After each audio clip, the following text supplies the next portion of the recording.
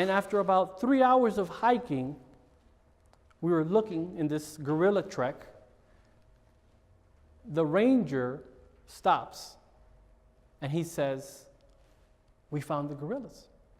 And I was so excited because after 3 hours of hiking in this forest that had poison ivy, my wife and I and the group, which was about 15 people, we were exhausted. We wanted to stop. And then he said, "No, no, no." He was on a radio. Somebody called him on the radio and said, "We found the gorilla, just a little bit more."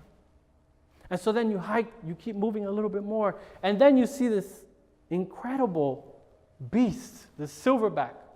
Because before you get to the family, in front of the family is the silverback. Because the silverback's job is to protect the family.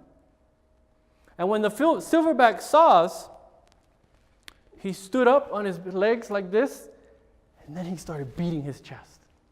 And that was so scary.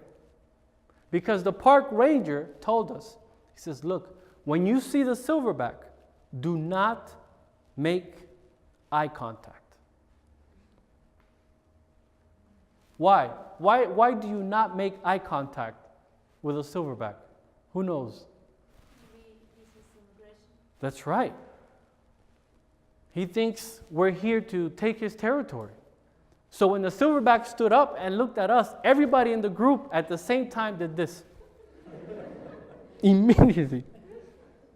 It was so beautiful. And then we were there watching, and then there was like a juvenile, a juvenile gorilla. They were walking around. One of them came so close to my wife, and she did like this to my wife's face. And my wife did this.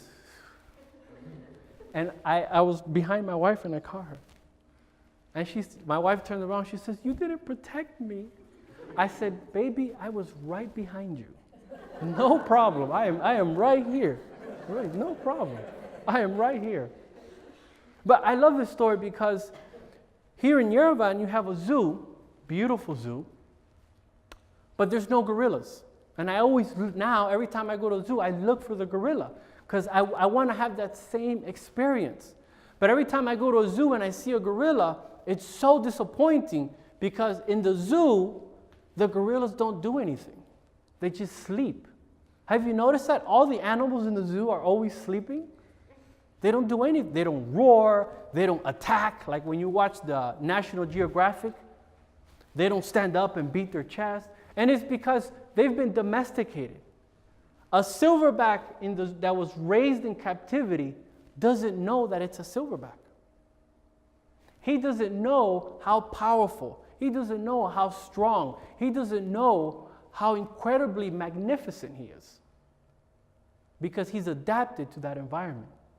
And so a lot of us don't know how much potential we have because we're in the wrong environment. Because you're not challenging yourself. Because you settle for where you are.